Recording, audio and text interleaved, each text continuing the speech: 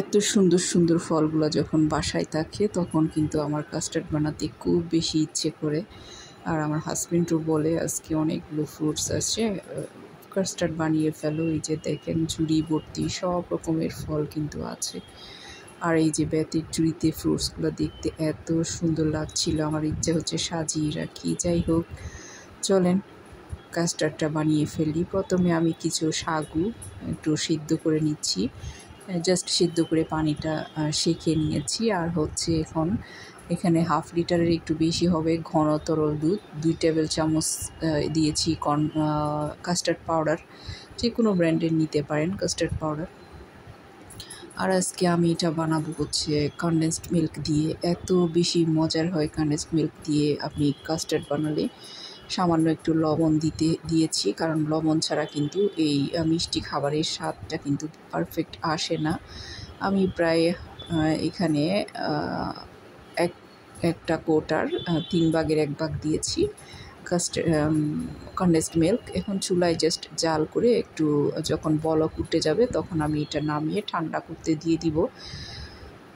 যখন নর্মাল হয়ে আসবে তখন আপনারা চাইলে ফ্রিজে রেখে একটু ঠান্ডা করে নিতে পারেন। ঠান্ডা ঠান্ডা কাস্টার্ড খেতে কিন্তু ভীষণই মজার। এখন আমি এখানে নিয়েছি আঙ্গুর, আপেল, তারপর হচ্ছে কলা, আম, আর হচ্ছে এখানে নিয়েছি আমি একটা কমলা। আমার কাছে পেঁপে ছিল, তবে খুব বেশি পাকেনি, তাই আর পেঁপেটা নিইনি। যাই হোক, এখন একটা একটা করে সবগুলা কেটে নিব। আসলে মনটা অনেক বেশি খারাপ, তারপরও কাজ তো করতে হবে। আমি গতকাল সারাদিন কিন্তু অনলাইনে ছিলাম না, আমাদের ওয়াইফাইয়ের লাইনটা সবসময় কেটে দেয়। আসলে দেশের অবস্থা তো খুবই খারাপ, সবাই জানেন। এখন তো চারিদিকে মারপিট, সব রকমের অরাজকতা আসলে, যার কারণে সারাদিন কালকে অনলাইনে থাকতে পারিনি। আমি অনেক কিছু থেকেই বঞ্চিত হয়েছি। আমার বাসায় যেহেতু টেলিভিশন নেই, টেলিভিশন দেখা হয় না প্রায় 15 বছর ধরে। আমরা আসলে ওয়াইফাই দিয়েই সব কিছু করি। বাচ্চারা যেহেতু ল্যাপটপ চালায়, কম্পিউটার চালায়, তাদের সব রকমের ডিভাইসগুলো আছে যেগুলো হচ্ছে ওয়াইফাই দিয়ে চালায়, মোবাইল চালায় সবাই। যার কারণে কালকে যে ট্র্যাজেডিটা হয়েছিল সেটা আমি জানতেই পারিনি, বুঝতেই পারিনি।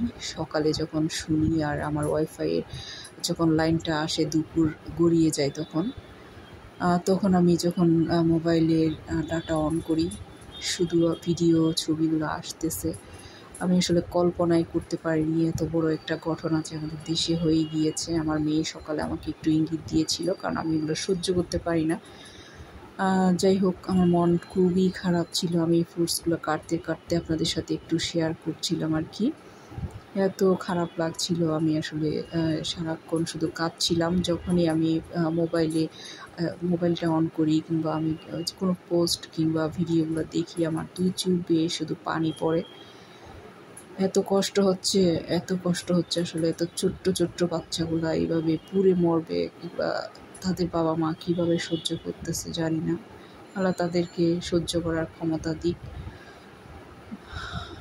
যাই হোক, কথা বলতে বলতে আমরা সবগুলো ফ্রুটস কেটে নিয়েছি। আপনারা দোয়া করবেন, যারা বাইরের দেশে আছেন, আমাদের বাংলাদেশের মানুষদের জন্য আপনারা দোয়া করবেন। আমরা নিরীহ মানুষ, যারা নিরপরাধ মানুষ, আমরা সবসময় কষ্ট পাই।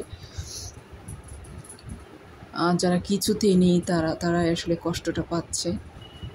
দেখেন আজকে যে বাচ্চারা রাস্তায় নেমেছে প্রতিবাদ করার জন্য, তাদেরকে গুলি করে মারা হচ্ছে। আর যে পুড়ে যাওয়া লাশগুলা গুম করে ফেলেছে, তাদের মায়ের কাছে তাদেরকে দেয় নাই। তাদের পুরা বাচ্চাগুলাকে পর্যন্ত গুম করে ফেলেছে, কত কষ্ট।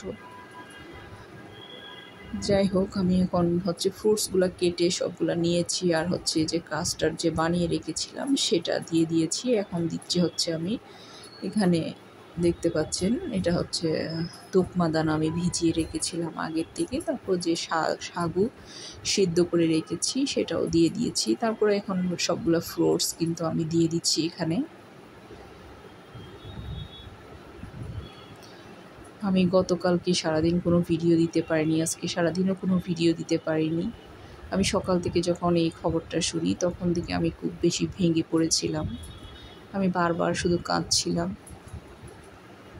আমার মন মানসিকতা আসলে ভালো নেই। যাই হোক, কাস্টার্ডটা আমি খুব ভালো করে ফ্রুটসের সাথে মিক্স করে তারপর হচ্ছে এটা সার্ভ করব।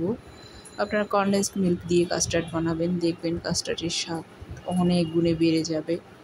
এত ক্রিমি, এত মজার হয়েছিল এই কাস্টার্ডটা, আসলে একবার হলেও বানিয়ে দেখবেন কনডেন্সড মিল্ক দিয়ে। যাই হোক, রেসিপি একটু যদি আপনাদের কাছে ভালো লেগে থাকে একটা লাইক কমেন্ট করবেন, আমার চ্যানেলটাকে সাবস্ক্রাইব করবেন। ফেসবুক পেজ থেকে দেখে থাকলে পেজটাকে ফলো দিয়ে আমার পাশে থাকবেন। সবাই সবার জন্য দোয়া করবেন, আপনারা নিরাপদে থাকবেন, আপনাদের বাচ্চাগুলোকে নিরাপদে রাখবেন।